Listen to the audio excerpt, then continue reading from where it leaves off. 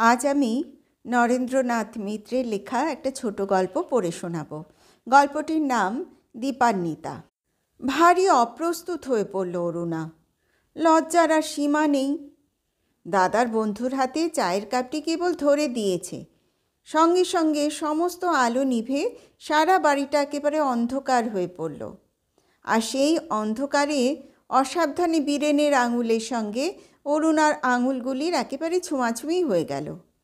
সেই মুহূর্তেই অবশ্য হাতটা সরিয়ে নিয়ে এলো অরুণা, কিন্তু মনে হলো আরেকজনের হাতের স্পর্শটুকু তার সমস্ত আঙুলের সঙ্গে যেন জড়িয়ে আছে।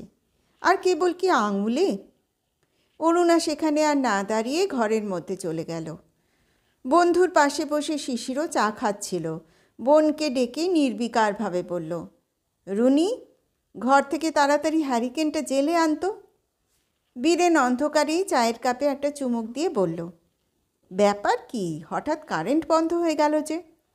জানালা দিয়ে একটু তাকিয়ে বলল, সামনের বাড়িটায় তো দিব্যি আলো জ্বলছে, তোমার মেইনে কোনো গোলমাল আছে নাকি? শিশির করুণ স্বরে বলল, আর ভাই বলো কেন, এই বাড়িতে আসা অবধি এই বৈদ্যুতিক বিভ্রাট চলেছে। অন্তত 15-20 টাকাও কি খরচ করিনি ইলেকট্রিক মিস্ত্রির পেছনে? টুকটাক কী করে দিয়ে যায়, দুদিন ভালো চলে, ব্যাস, তারপর আবার যে কে সেই। আমি অনেক লোক দেখেছি, কিন্তু এই ইলেকট্রিক মিস্ত্রিগুলির মতো এমন ফাঁকি বাজার দেখিনি। বীরেন আরেকবার চায়ের কাপে চুমুক দিতে দিতে বলল, যা বলেছ। শিশির আরেকবার হাঁক দিল, কই রুনি, হ্যারিকেনটা দিয়ে গেলি না? কিন্তু হ্যারিকেনের বদলে অরুণা 2 পয়সা দামের ছোট্ট একটি মোমবাতি জেলে নিয়ে এলো। শিশির বলল, ওটা আর কতক্ষণ জ্বলবে? কেন, হ্যারিকেনটা কি হলো? অরুণা মুখ নিচু করে মৃদুস্বরে বলল, হ্যারিকেনে তেল ভরা নেই দাদা। শিশিরের খৌরি হবার ছোট্ট কাঁচের বাটিটায় জ্বলন্ত মোমের কয়েকটা ফোঁটা ফেলে তার মধ্যে বসিয়ে দিয়ে টেবিলের ওপর রাখল অরুণা। বারান্দার খানিকটা জায়গা তাতেই অবশ্য উদ্ভাসিত হয়ে উঠল। কিন্তু আর সব অন্ধকার ঘরগুলোতে ততক্ষণে চেঁচামেচি শুরু হয়ে গিয়েছে। পাশের ঘর থেকে মা সুধাময়ী বকছেন, না, কি ভুতুরে বাড়ির পাল্লায় পড়েছি। ও রুনি, এ ঘরে তোরা একটা আলো টালো কিছু দিবি, নাকি অন্ধকারে থাকবো? ছেলেটা যে ভয় পেয়ে কেঁদে উঠেছে, তাকে তোদের কানে যায় না? শিশিরের 2 বছরের ছেলে বিশু ঠাকুরমাকে জড়িয়ে ধরে সত্যিই চেঁচাচ্ছিল। এদিকে রান্নাঘরে কড়াতে মাছের ঝোল চড়িয়ে দিয়েছিল শিশিরের স্ত্রী মিনতি। সদ্য পরিচিত বাইরের একজন লোকের সামনে চেঁচিয়ে ওঠাটা তার পক্ষে শোভন নয়। তার হয়ে 4 বছরের মেয়ে লতুই ডেকে বলল, ও পিসিমা, আলো দাও আমাদের, আমরা কি অন্ধকারে উনুনের আগুনে পুড়ে মরব? গলাটা লতুর হলেও বক্তব্যটা যে আসলে কার তা বুঝতে কারো বাকি রইল না। 3 জনের প্রত্যেকেই একবার করে প্রত্যেকের মুখের দিকে তাকালো। অরুণা বলল, যাও দাদা, কয়েকটা ক্যান্ডেল নিয়ে এসো। শিশির বিরক্ত হয়ে পড়ল, কি মুশকিল, জানিসই তো বাড়ির ইলেকট্রিকের এই অবস্থা, আগে থাকতে 2-4টে মোমবাতি আনিয়ে রাখতে পারিস নে? সবই যদি আমাকে করতে হয়। দাদার এই অভিযোগের অরুণা কোনো জবাব দিল না, মুখ নিচু করে রইল। বীরেন আর চোখে তাকালো সেই মুখের দিকে। মোমের মৃদু আলোয় ভারী নরম দেখাচ্ছে অরুণার মুখ। একটু লম্বাটে ধরনের গড়ন মুখের, নাক চোখ টানা টানা, রঙটিও বেশ ফর্সাই। সাধারণ মধ্যবিত্ত ঘরের পক্ষে বেশ সুন্দরী বলা চলে। বয়স 19-20 কম হবে না। মুখের কচি মিষ্টি ভাবটুকু আছে বলে কিছু কম বলেই মনে হয়। পাতলা ছিপছিপে চেহারা, কিন্তু তাই বলে অপোষ্টাঙ্গী নয়। সাদা খোলের চওড়া কালো পেরে একখানা 8 পৌরে শাড়িতে কোনো মেয়েকে যে এত সুন্দর দেখায়, বহুকাল পরে বীরেনের তা যেন এই নতুন করে চোখে পড়ল। শিশির ততক্ষণে উঠে দাঁড়িয়েছে, তুমি একটু বসো ভাই, মোড়ের দোকান থেকে আমি গোটা কতক মোমবাতি নিয়ে আসি। আচ্ছা, ফ্যাসাদে পড়া গেছে। বীরেন একটু বাধা দিয়ে বলল, তার চেয়ে চলো না কেন, তোমার মেইনটা একবার দেখে আসি, কি গোলমাল হয়েছে দেখাই যাক না। বন্ধুর শৌখিন বেশবাসের দিকে তাকিয়ে শিশির মৃদু হাসল।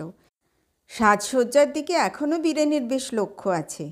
মাথার কালো মসৃণ একরাশ চুল সযত্নে ব্যাকব্রাশ করা, গায়ে সদ্য ইস্ত্রি ভাঙা আদির পাঞ্জাবি, বোতামগুলি অবশ্য সোনার নয়, হাড়েরই, কিন্তু দেখলেই বোঝা যায় বেছে শখ করে কিনেছে।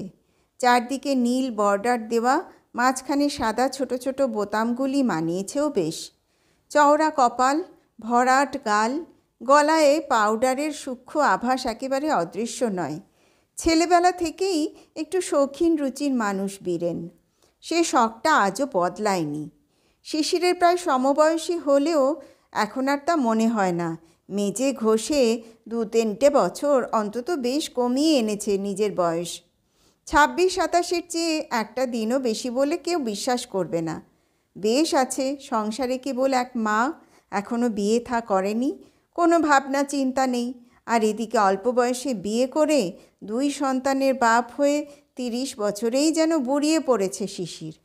বন্ধুর মেইন সুইচ দেখে আসবার আগ্রহে শিশির তাই একটু হেসে বলল, থাক থাক, আর বিদ্যে ফলিয়ে দরকার নেই। তোমার মতো ফিট বাবু ওসব সুইচ ফুইচ দেখে কি করবে? নিরুপদ্রবে কলম পিষে যাচ্ছ সেই ভালো। বৈদ্যুতিক ব্যাপারের মধ্যে গিয়ে কি দরকার? শেষে দারুণ একটা শকটক খাবে। মেনে হাত দিতে গিয়ে আমার সেদিন কি হয়েছিল দেখো। বন্ধুকে ডান হাতটা তুলে দেখালো শিশির। হাতে অবশ্য কিছুই এখন আর দেখা গেল না। বীরেন সকৌতুকে জিজ্ঞাসা করল, কি হয়েছিল? শক খেয়েছিলে নাকি? শিশির বলল, হ্যাঁ, ভারী লেগেছিল সেদিন। বীরেন মুচকি হাসতে লাগলো। অরুণাও হাসল। ভারী না আরও কিছু? অমন শখ আমাদের কতদিন লাগে? এসব ব্যাপারে দাদার ভারী ভয়। সেই থেকে নিজে তো সুইচে হাত দেয়নি না, আমাদের কাউকেও যেতে দেন না কাছে। বীরেন হেসে বলল, ইলেকট্রিসিটিকে তুমি বুঝি ভয় করো না? তুমি বলেই যেন একটু সংকুচিত হয়ে পড়ল বীরেন। 5-6 বৎসর পরে দেখা অরুণার সঙ্গে। এই কয়েক বছরে অনেক অদল বদল হয়েছে। অরুণা তখন ছিল কিশোরী, রোগা লিকলিকে চেহারা। তখন তুমি কেন, তুই বলতেও কোনো সংকোচ হতো না। কিন্তু এখন এই পূর্ণ যৌবনা সুশ্রী তন্নিটিকে হঠাৎ তুমি বলতেও যেন কেমন কেমন লাগে। বীরেনের সামনে অতগুলি কথা বলে ফেলে অরুণাও ততক্ষণে বেশ একটু লজ্জিত হয়ে পড়েছে। বীরেনের তুমি বলার সংকোচটুকুও তার চোখে এড়ালো না। গেঞ্জিটা গায়েই ছিল, স্যান্ডেল পায়ে দিতে দিতে বোনকে বলল, অরুণা, আমার পকেট থেকে আনা 4 পয়সা নিয়ে আয় তো।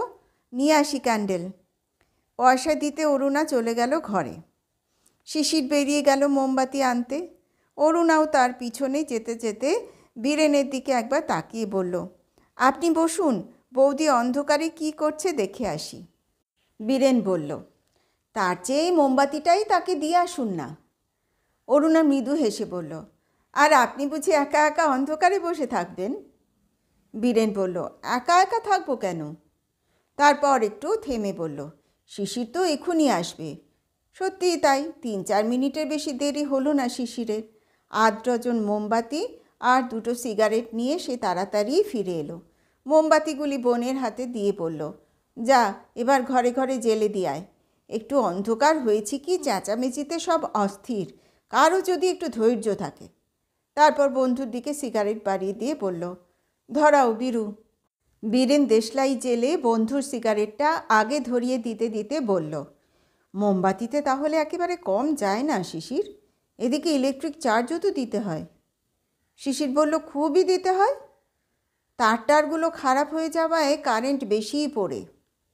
বীরেন সিগারেটের একটু ধোঁয়া ছেড়ে বলল, রিওয়্যারিং করে নিলেই তো পারো। শিশির একটু হেসে বলল, যখন তখন আর পারি কই। এই অঞ্চলের একজন মিস্ত্রিকে ডেকে এনেছিলাম সেদিন, সে 100 টাকার এস্টিমেট দিল। বীরেন বলল, বলো কি, অত পড়বে কেন? শিশির একটু হাসল, পড়ালে পড়বে না কেন? তারপর ধীরে ধীরে সুখ দুঃখের কথা বন্ধুকে বলতে লাগলো শিশির। সুখের চেয়ে দুঃখের কথাই বেশি। বেলেঘাটার এই শহরতলিতে 3খানা ঘরওয়ালা পুরনো এই একতলা বাড়িটুকুর বাসিন্দা হওয়ার সৌভাগ্য অর্জন করতে কম বেগ পেতে হয়নি। বাড়িওয়ালা থাকেন টালিগঞ্জে। নিতান্তই পিতৃবন্ধু বলে নামমাত্র 300 টাকা সেলামিতে আর 55 টাকা ভাড়ায় আরও অনেক প্রার্থীকে মনক্ষুণ্ণ করে শিশিরকে তিনি বাড়িখানা ছেড়ে দিয়েছেন। এর ওপর তিনি আর এই বাড়ির পেছনে পয়সা খরচ করতে রাজি নন। মেরামত করাতে হলে শিশিরকেই করিয়ে নিতে হবে। তারপর ভাড়া থেকে না হয় ফি মাসে টাকা পাচেক করে কাটিয়ে নেওয়া যাবে। এদিকে মার্চেন্ট অফিসের কেরানিগিরি করে শিশিরের ভাতা টাতা ধরে এখনও পুরোপুরি 200তেও গিয়ে পৌঁছয়নি। টাকা 15 কমই আছে, অথচ দেশের বাড়ির সবাইকেই কলকাতায় নিয়ে আসতে হয়েছে। খরচের সঙ্গে আর পেরে ওঠা যায় না। প্রত্যেক মাসেই ভাবে লাইনটা ঠিক করে নেবে, কিন্তু হয়ে ওঠে না। মাইনে পাওয়ার সঙ্গে সঙ্গে প্রায় অর্ধেক টাকা আগের মাসের মুদি, কয়লা, ধোপার হিসাব শোধ করতে জলের মতো বেরিয়ে যায়। বিদ্যুতের পিছনে খরচ করবার মতো অবশিষ্ট কিছুই থাকে না। ফলে মাসের মধ্যে 15-20 দিন বাড়িতে অমাবস্যা লেগে থাকে। কিন্তু উপায় কী? সরল আন্তরিকতায় বন্ধুকে সব কথা জানালো শিশির। পাশাপাশি গ্রামে বাস, ছেলেবেলা থেকে একসঙ্গে পড়েছে। আগে খুবই যাওয়া আসা ছিল। তারপর ম্যাট্রিকুলেশনের পর 2 বছর ফেল করে বীরেন হঠাৎ উধাও হয়ে যায়। বছর 5 আগে একবার দেশে এসেছিল। দিন কয়েক ছিলও শিশিরদের বাড়িতে। এ গল্প সে গল্প, দেশ বিদেশ অনেক ঘুরেছে। পড়াশুনো করবেই না ভেবেছিল, কিন্তু কি খেয়াল হলো, পাটনা ইউনিভার্সিটি থেকে প্রথমে ম্যাট্রিক, তারপর আইএসসিটা শেষ পর্যন্ত পাশই করে বসল বীরেন। মামা মামি আরও পড়বার জন্য চাপ দিয়েছিলেন, কিন্তু শিশির তো জানে পরের চাপে বীরেনের কোনো দিন পড়া হয় না। যেটুকু হয়ে রইল সেটুকুই থাক, আবার যদি কোনো দিন বই নিয়ে বসতে ইচ্ছা হয় তখন দেখা যাবে। 6 বছর পরে আজ আবার খেলার মাঠে দেখা হয়েছে দুই বন্ধুতে। শিশির একেবারে হাত জড়িয়ে ধরেছিল। আরে বীরু যে, কবে এলে কলকাতায়? বীরেন শিশিরের মুখের দিকে একটুকাল তাকিয়ে থেকে জবাব দিয়েছিল, কবে এলে মানে, কলকাতায় তো আছি। শিশির বলেছিল, কলকাতায় আছো অথচ দেখা সাক্ষাৎ কিছুই করো না। বীরেন পাল্টা অভিযোগ করে বলেছিল, তুমিই জানো কত করো, তাছাড়া ঠিকানাই তো জানি নে। আর জানলেই বা কি, ঠিকানা জানা কত বন্ধুর বাড়িতে দেখা করতে গিয়ে হতাশ হতে হয়েছে। কলকাতা শহরের এই নিয়ম, এখানে দেখা করা হয় না, দেখা হয়ে যাওয়ার অপেক্ষায় থাকতে হয়। ছেলেবেলা থেকেই খুব বাকপটু বীরেন। আর শিশির মুখ চোরা, কোনো দিনই ওর সঙ্গে কথায় পারে না। কিন্তু তাই বলে বন্ধুত্বের জবরদস্তি চালাতে শিশিরের জুড়ি নেই। জোর করেই বীরেনকে সে নিজের বাসায় ধরে নিয়ে এসেছে। কাজকর্মের নানা অজুহাতের কথা পেরেও বীরেন বন্ধুকে নিবৃত্ত করতে পারেনি। বাসে পিছনের দিকের বেঞ্চিটায় পাশাপাশি বসে শিশির জিজ্ঞাসা করেছে, কি করো আজকাল? বীরেন হেসে জবাব দিয়েছে, আবার কি? শিশির বলেছে, সেই কেরানিগিরি। কোথায়? একটা মারোয়ারি মার্চেন্ট অফিসে। শিশির অসংকোচে জিজ্ঞাসা করেছে, কীরকম হয়? বীরেন হেসে বলেছে, না, তোমার সঙ্গে আর পারা গেল না। অমনিতে কোনো কথা বলো না, কিন্তু যখন আরম্ভ করো, পেটের কথা তো ভালো, একেবারে নাড়ি ভুড়ি পর্যন্ত বের করে আনতে চাও। কী রকম আবার হবে, দিনকালের যা অবস্থা, তাতে আমাদের মতো লোকের কোনো রকম ছাড়া অন্য কোনো রকম আছে নাকি? শিশির একটু অপ্রতিভ হয়ে চুপ করেছিল, কিন্তু যেভাবে সেজেগুজে বীরেন বেরিয়েছে তাতে খুব খারাপ আছে বলে মনে হয় না। বিদায় নেওয়ার সময় আর একবার ইলেকট্রিক লাইটের কথা উঠল। শিশির বলল, সস্তায় করে দিতে পারে জানাশোনা এমন মিস্ত্রি আছে নাকি কেউ? বীরেন একটু কাল চুপ করে থেকে হেসে বলল, মিস্ত্রির অভাব কি, কিন্তু কোনো মিস্ত্রিতে তোমার বিশ্বাস নেই। এক কাজ করো না, যদি বলো কাল সকাল থেকে আমিই লেগে যাই তোমার বাড়ির লাইট ফিট করতে। শিশির বলল, বলো কি তুমি? শিশিরের স্ত্রী মিনতিও রান্না শেষ করে ততক্ষণে উঠে এসেছিল। হেসে বলল, আপনি লাইট ফিট করবেন তবেই হয়েছে। বন্ধুর মতো আঙুলে বড়ি কম্প্রেস করে আপনাকেও তাহলে দিন 3 শুয়ে থাকতে হবে। অরুণা বৌদির দিকে ফিরে বলল, উনি না হয় দিন 3 শুয়ে কাটালেন, আমাদের কদিন অন্ধকারে কাটাতে হবে তার বোধহয় ঠিক নেই বৌদি। মনে আছে দাদার মিস্ত্রিগিরির কথা? মেইনটাকে এমনভাবে বিগড়ে দিয়েছিল যে যদি বা একটু আধটু জ্বলতো, দাদার হাত লেগে তাও বন্ধ হলো। ওর হাতের ছোঁয়া লাগলে বিদ্যুৎ নিশ্চয়ই একেবারে মেঘের কোলে লুকোবে। বীরেন অরুণার দিকে তাকিয়ে একটু হাসল। তাই নাকি? আমার হাতের ছোঁয়ায় বিদ্যুৎ জ্বলবে বা নিভবে তা তুমি জানলে কি করে? আরক্ত মুখে অরুণা তাড়াতাড়ি চোখ ফিরিয়ে নিলে। বন্ধুর বোনের সেই লজ্জাটুকু উপভোগ করতে করতে বীরেন বন্ধুর দিকে তাকিয়ে বলল, কিন্তু তুমি একেবারে মাটি করে রেখেছো শিশির। তোমার ওপর এদের আর কোনো আস্থা নেই, আর তোমার বন্ধু বলে আমিও এদের অনাস্থাভাজন হয়েছি। আচ্ছা, ফলেন ও পরিচয়তে কালই দেখা যাবে, কিন্তু গোটা 40 টাকা দিতে হবে যে শিশির। শিশির বলল, টাকা? টাকা দিয়ে কি করবে? বীরেন হেসে বলল, নিয়ে পালাবো আর কি। মানে রিওয়ারিং করতে হলে তোমার কয়েলখানেক হেনলি কেবল লাগবে, গোটা 5-6 সুইচ, প্লাগ পয়েন্ট, হোল্ডার সবই তো দরকার হবে। টাকা 40 মধ্যে আশা করি সব কুলিয়ে যাবে। তারপর তোমার আর একটা পয়সা খরচ লাগবে না। শিশির বিস্মিত হয়ে বলল, তা না হয় লাগলো, কিন্তু সত্যি সত্যি তুমি কি পারবে? মিস্ত্রিগিরির তুমি জানো কি? বীরেন বলল, আহা, বিয়ে না করলেও বরযাত্রী তো বহুবার গেছি। পুঁথিগত বিদ্যা কিছু কিছু আছে এ সম্বন্ধে। একবার ইলেকট্রো ইঞ্জিনিয়ারিং পড়বার খেয়াল হয়েছিল। একবার এক্সপেরিমেন্ট করে দেখোই না আমাকে দিয়ে, টাকা জলে যাবে না তোমার। অরুণা শিশিরকে ইঙ্গিতে আড়ালে ডেকে নিয়ে গিয়ে বলল, দাদা, উনি যখন বলছেন অত করে, দিয়ে দাও টাকাটা।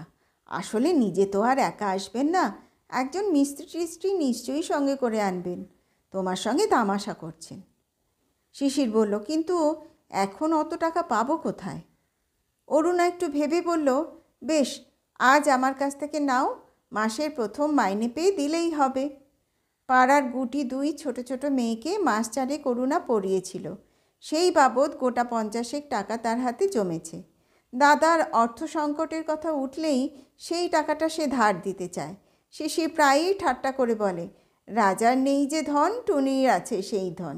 কিন্তু আজ বোনের দিকে তাকিয়ে একটু মুচকি হাসল শিশির। বলল, আচ্ছা দে টাকাটা। শিশিরের বসতে বাকি নেই। অরুণা এই ছলে বীরেনকে কাল আবার বাসায় আনতে চায়। আনাক, শিশিরেরও অমত নেই তাতে। পুরনো বন্ধু বীরেন চক্রবর্তী শিশিরের চেয়ে বয়সে বোধ হয় বছর 2 ছোটই হবে, দেখতে আরও ছোট মনে হয়। চেহারা দেখে বছর 25-এর বেশি কেউ বলতে পারবে না। তাছাড়া রুনির বয়সও তো কম হলো না। পাত্রের সঙ্গে পাত্রীর বয়সের কিছু ব্যবধান থাকাই ভালো। শিশিরা চাটুজ্জে।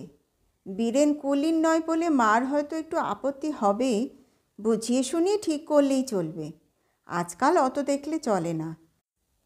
কই, কুলীনের সম্বন্ধ তো কতই এলো, কোনোটাই তো ঠিক দরে পটল না। তাদের তুলনায় দেখতে শুনতে বীরেন চক্রবর্তী ঢের ভালো। পরদিন রিকশায় মালপত্র চাপিয়ে সত্যি এসে হাজির হলো বীরেন। পাঞ্জাবির বদলে গায়ে আজ একটা শার্ট চাপিয়ে এসেছে, তাতে আরও স্মার্ট দেখাচ্ছে তাকে, আরও যেন একটু ছোকরা ছোকরা। শিশির বলল, ফর নাথিং তোমার অফিস কামাই হবে। বীরেন অরুণার দিকে তাকিয়ে চোখ ফিরিয়ে নিয়ে বন্ধুকে বলল, একেবারে ফর নাথিং হবে কেন? তাছাড়া মাঝে মাঝে অফিস কামাই করা আমার অভ্যেস আছে। রোজ রোজ গাধার খাটুনি খাটতে ভালো লাগে। শিশিরের মনে পড়ল, ছেলেবেলায় স্কুল পালাতেও বীরেনের জুড়ি ছিল না, আর এ ধরনের বেগার কাজে তার আবাল্যের উৎসাহ। একবার গোপাল ঘরামির সঙ্গে সঙ্গে থেকে শিশিরদের ছনের আটচালাটা ছেয়ে দিয়েছিল। ছুতোর বাড়িতে ওকে নৌকো গড়বার কাজে সাকরেদি করতেও দেখা গেছে। ওর সাধেরও সীমা নেই, সাধ্যেরও সীমা নেই। শিশির বলল, আমি কিন্তু ভাই থাকতে পারবো না, জরুরি কাজ আছে অফিসে। বীরেন বলল, তোমাকে থাকতে বলেছে কে? শিশির মনে মনে হাসল, তা তো বটেই। কেবল শিশির কেন, বাড়ি শুদ্ধ লোক বেরিয়ে গেলে বীরেন আর অরুণার সুবিধে হয়। বন্ধুর ওপর অরুণার পক্ষপাতিত্বের কথা ইতিমধ্যেই মিনতির মারফত কানে গেছে শিশিরের। শিশির অফিসে যাওয়ার আগেই অবশ্য কাজ শুরু করে দিল বীরেন। 13-14 বছরের একটি ছোকরাকে এনেছে সঙ্গে, নাম কানাই, ভারী চালাক চতুর। শিশির বলল, ওকে আবার কোত্থেকে জোটালে? বীরেন বলল, জোটালাম, আমাদের পাড়ারই এক ইলেকট্রিক মিস্ত্রির ছেলে। মিস্ত্রিকে আর আনলাম না, চার্জ অনেক বেশি, তার চেয়ে দেখি নিজেরাই খেটে খুঁটে কী করা যায়। খেয়ে দিয়ে শিশির অফিসে বেরিয়ে গেল। বীরেন পুরনো তারগুলি খুলে ফেলতে লাগলো একটা একটা করে। Screwdriver, cutting plus, drill machine, ছুরি, ছোট্ট হাত করাত, দেখা গেল সব সরঞ্জামই আছে কানাইয়ের ঝোলায়। কেবল পাশের বাসা থেকে মই একটা জোগাড় করে দিতে হলো অরুণাকে। আর মাঝে মাঝে চা। শার্ট খুলে ফেলেছে বীরেন, কাপড় গুটিয়ে নিয়েছে মালকোচা করে। গায়ে শুধু একটা সাধারণ সাদা গেঞ্জি। গলার নিচে রোমশ বুকের আভাস চোখে পড়ে। ঘুরে ঘুরে বারবার মইয়ের নিচে এসে দাঁড়াতে লাগলো অরুণা। কোনোবার চা, কোনোবার পান, কোনোবার বা শুধু হাতে। সাধারণ একটা গেঞ্জি গায়েও অদ্ভুত সুন্দর দেখাচ্ছে বীরেনকে। বারবার দেখেও যেন স্বাদ মেটে না। মিনতি তেমন আলাপি নয়, তাছাড়া লজ্জাও একটু বেশি। 5 মাস অরুণাকেই প্রায় সর্বদা খাটতে হলো। এদিকে বীরেনেরও ডাকাডাকির বিরাম নেই। জল চৌকিটা চাই, হাতুড়ি আছে নাকি বাড়িতে, বসবার ঘরের পয়েন্টটা যেখানে আছে সেখানেই থাকবে না একটু পূবের দিকে সরিয়ে দিতে হবে বলে যা করুণা। মিনতি ছেলেকে ঘুম পাড়াতে পাড়াতে হেসে বলল, যাও ঠাকুরজি, বলে এসো। হাসির ধরনটা ভালো নয় বৌদির। অরুণা চটে উঠে বলল, আমি যেতে পারবো না, তুমি যাও। মিনতি আবার একটু হেসে বলল, আহা, আমি গেলে কি আর আলো জ্বলবে? অরুণা আরও রাগ করলো, অমন যদি করো বৌদি, আমি আর একটুও বেরোবো না, বলে দিচ্ছি। মিনতি বলল, না ভাই, তাহলে ভারী বিপদে পড়বো। তুমি যদি না বেরো তাহলে বাইরের লোকই হুট করে ঘরে এসে ঢুকবেন। এর জবাবে প্রায় মিনিট 15-20 রাগ করে রইল অরুণা, কিন্তু তার বেশি থাকতে পারল না। বীরেন আবার ডাকাডাকি শুরু করেছে, কই অরুণা, কোথায় গেলে? এই বাল্বটা একটু ধরো, এসো দেখি। অরুণা ফের গিয়ে মইয়ের নিচে দাঁড়ালো। সদরের দিকটায় কাজ করছে তখন বীরেন। কপালে একটু একটু ঘাম দেখা যাচ্ছে। অরুণা বলল, ব্যাপার কি? মইয়ের ওপর থেকে বীরেন বলল, এই বাল্বটা একটু ধরো। অরুণা বলল, কেন, আপনার সেই কানাই গেল কোথায়? বীরেন হেসে বলল, কানাই নেই, তাকে পাঠিয়ে দিয়েছি। ও মা, তাকে আবার কোথায় পাঠালেন? আপনারা দুজনেই তো খাবেন এখানে। বীরেন বলল, তাকে বিড়ি আনতে পাঠিয়েছি। অরুণা বলল, ছি, বিড়ি খান বুঝি? কেন, আমাকে বললেই তো পারতেন, আমার কাছে টাকা ছিল, সিগারেট আনিয়ে দিতাম। বীরেন বলল, আচ্ছা, জানা রইল। সিগারেট চাইলে তোমার কাছে পাওয়া যাবে, পরে দিও আনিয়ে। এবার ধরো দেখি বাল্বটা, ছেড়ে দেব? অরুণা কৃত্রিম শঙ্কায় বলল, না না, অত উঁচু থেকে ধরতে পারবো না। মৃদু হেসে বীরেন 2-3 ধাপ নিচে নেমে এলো। বলল, এখন পারবে তো? পাছে এতেও না পারে, নিচু হয়ে বাল্বটা অরুণার হাতের মধ্যে গুজে দিল বীরেন। বাল্বে কারেন্ট ছিল না, তবু সমস্ত শরীরের ভিতর দিয়ে যেন বিদ্যুৎ প্রবাহ বয়ে গেল অরুণার। দুপুরবেলায় মেঝে ফুল তোলা আসন পেতে ঠাঁই করে মিনতি বড় একখানা ভাতের থালা এনে সামনে ধরে দিল। 2-3 রকমের ডাল তরকারি, ইলিশ মাছের ঝোল, টক, শেষে দই আর 2টো সন্দেশ। ভিন্ন জাত আর জাত মিস্ত্রির ছেলে বলে কানাইকে দেওয়া হলো বারান্দায়। ব্যবস্থাটাও একটু ভিন্ন রকমের হলো। পাতের কাছে সুধাময়ী এসে বললেন, চোখে আর তেমন দেখতে পাই না বাবা, তাছাড়া বুড়ো বয়সে নানা রকমের রোগ এসে ধরেছে, কিছুই দেখতে শুনতে পারি নে। তোমার খাওয়ার বোধহয় খুব কষ্ট হলো। বীরেন খেতে খেতে বলল, হ্যাঁ, আয়োজন বাড়িয়ে বৌদি কষ্টই দিয়েছেন, কত পদ যে খাচ্ছি, গুণে শেষ করতে পারছি না। মিনতি বলল, কি যে বলেন, কি এমন করতে পেরেছি? সুধাময়ী বললেন, দেখো তো, মিছিমিছি অফিসটা আমাদের জন্য কামাই করলে। তোমার যত সব অদ্ভুত অদ্ভুত খেয়াল, এসব মিস্ত্রিদের কাজ তাদের দিয়ে করালেই হতো, তোমার শখের সঙ্গে কি আর পারবার জো আছে? বীরেন খেয়ে যেতে লাগলো, কোনো জবাব দিল না। একটু চুপ করে থেকে সুধাময়ী আবার বললেন, হ্যাঁ বাবা, অফিসে কত করে পাও আজকাল? বীরেন মাছের একটু কাঁটা চিবিয়ে ফেলে বলল, বলবার মতো নয় মাসিমা, 100-2 টাকার মতো কোনো রকমই হয়।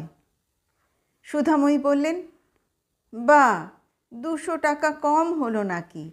আমাদের শিশির তো এখনো।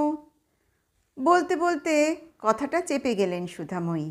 তারপর পুত্রবধূর দিকে চেয়ে বললেন, রুনি গেল কোথায়? ওকে ডাকো না বৌমা, পাখাটা নিয়ে বসুক এসে এখানে। বেচারা গরমে হাঁপিয়ে উঠেছে। কারো যদি আক্কেল থাকে তোমাদের। অরুণা নিজের ঘরে তক্তপোষের ওপর পা ঝুলিয়ে চুপ করে বসেছিল। মিনতি এসে বলল, যাও ঠাকুরঝি, ও ঘরে ডাক পড়েছে তোমার, পাখা নিয়ে বাতাস করোগে, যাও। অরুণা বলল, আমাকে আবার কেন? তোমরাই তো আছো। মিনতি জবাব দিল, ও, আমরা আছি বলেই বুঝি তুমি যেতে পারছো না? খাওয়া দাওয়ার পর ঘণ্টাখানেক বিশ্রাম করে ফের কাজ শুরু করলো বীরেন। ফরমাস খাটতে কানাই বারবার বাইরে যেতে লাগলো, আর তার জায়গায় যোগান দেবার জন্য বারবার ডাক পড়ল অরুণার। অরুণা কৃত্রিম বিরক্তিতে ভ্রু কুঞ্চিত করে বলল, ভালো মুশকিল, দিনভর কি আপনার স্বীকৃতি করব? আমার নিজের কোনো কাজকর্ম নেই বুঝি? বীরেন হেসে বলল, ও, তোমার নিজের কাজ? গা ধোয়া আর চুল বাঁধা তো, তার জন্য ঠিক সময় ছুটি দেব, ভেবো না। অরুণা বলল, অমন যদি করেন তাহলে আমি আর ডাকলেও আসবো না। কিন্তু বিকালের দিকে চুল বেঁধে চাপা ফুলের রঙের শাড়ি পরে না ডাকতেই এলো অরুণা। এসে জিজ্ঞাসা করল, তারপর মিস্ত্রি সাহেব, আজ সন্ধ্যায় আলো জ্বলবে তো? একটা দিনের ঘনিষ্ঠতায় দাদার বন্ধু কখন যে তার নিজের বন্ধু হয়ে উঠেছে নিজেও টের পায়নি। বীরেনও জবাব দিল, সন্ধ্যা পর্যন্ত অপেক্ষা করতে হবে কেন? আলো তো আমার সামনে এখনই জ্বলে উঠেছে। বিদ্যুৎ দ্বীপ সেই সন্ধ্যায় অবশ্য জ্বলল না। তার পরদিনও অফিস কামাই করে বন্ধুর বাসায় শখের মিস্ত্রিগিরি করতে এলো বীরেন। অফিসে বেরোবার সময় আজও বন্ধুকে একটু তিরস্কার করে গেল শিশির। আচ্ছা পাগল যা হোক তুমি, মিস্ত্রি টিস্ত্রি একজন ডেকে আনলেই তো হতো, না হয় 5-10 টাকা নিতই। কিন্তু তিরস্কারের মধ্যে প্রশ্রয়ের সুর মিশে রইল 15 আনা। তারপর দিনভর বীরেন বাড়ির ঘরে ঘরে নতুন তার বসালো, গুলি বসালো, সুইচ বসালো, টেস্ট বাল্বে পরীক্ষা করে নিয়ে বাল্বগুলি ফিট করে দিল। শিশিরের ঘরে একটা টেবিল ল্যাম্প করে দিল বীরেন, আর অরুণার ঘরে বাড়তি একটা নীল রঙের বেড সুইচ। টিপবার সঙ্গে সঙ্গেই সমস্ত ঘর আলোয় উদ্ভাসিত হয়ে উঠল। বীরেন হেসে বলল, কেমন, খুশি তো? অরুণা হাসি মুখে চুপ করে রইল। বীরেন বলল, এবার আমার পুরস্কার? অরুণা হেসে বলল, পুরস্কার? দাঁড়ান, সার্টিফিকেট লিখে দিচ্ছি। আপনি জাতমিস্ত্রির চেয়েও সেরা। কাগজ কলম নিয়ে সত্যিই কি যেন লিখতে যাচ্ছিল অরুণা। বীরেন সেটা কেড়ে নিতে নিতে বলল, থাক থাক, সার্টিফিকেট তোমাকে আর লিখতে হবে না। কাগজ শুদ্ধ নরম মুঠিটুকু একটুকাল নিজের হাতের মধ্যে চেপে ধরল বীরেন। মুঠি তো নয়, যেন এক মুঠো ফুল। অরুণা সঙ্গে সঙ্গেই অবশ্য হাতখানা ছাড়িয়ে নিল না, রুদ্ধশ্বাসে চুপ করে রইল। তারপর বাইরে জুতোর শব্দ শোনা যেতেই চকিত হয়ে হাত ছাড়িয়ে নিল অরুণা। মৃদুস্বরে বলল, ছাড়ুন, দাদা আসছে। দেখে শুনে শিশিরও খুব খুশি হলো। একে একে সমস্ত সুইচ অন করে দিল শিশির। সারা বাড়িটা ঝলমল করে উঠল আলোয়।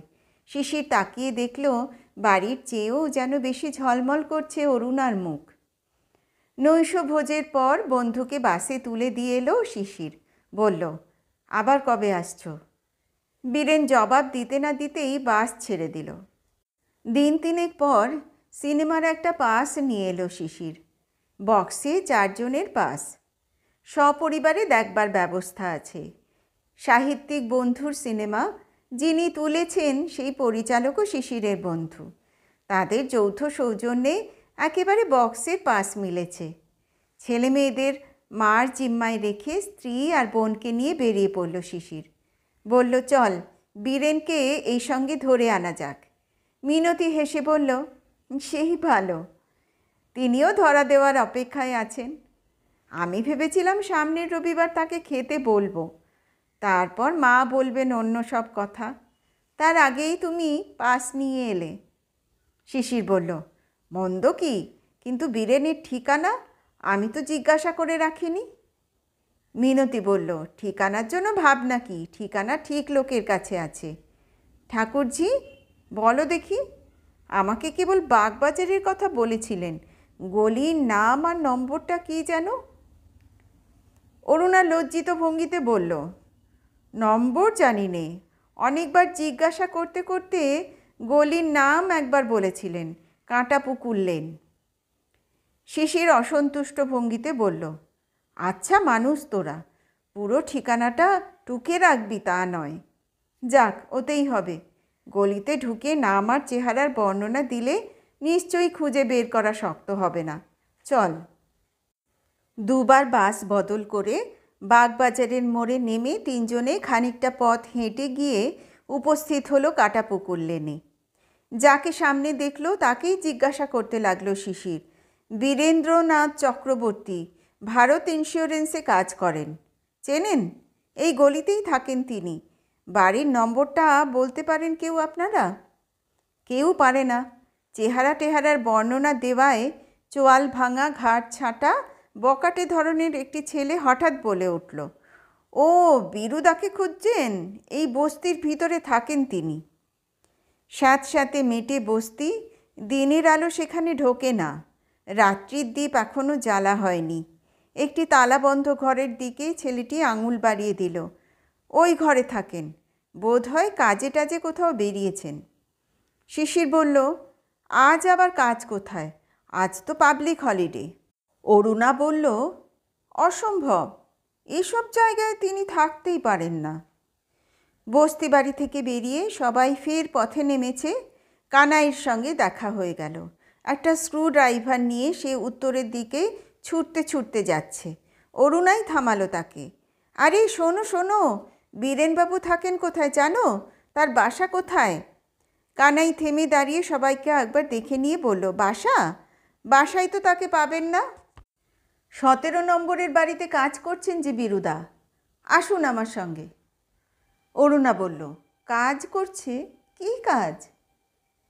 কী কাজ সেটা অবশ্য 2 মিনিটের মধ্যেই সচক্ষেই দেখতে পেল সবাই। 17 নম্বরের বাড়ির একেবারে সামনের বৈঠকখানা ঘরেই দেয়ালে মই ঠেকিয়ে অনেক উঁচুতে উঠে একটি হোল্ডারের ভিতরে বাল্ব বসিয়ে দিচ্ছে বীরেন।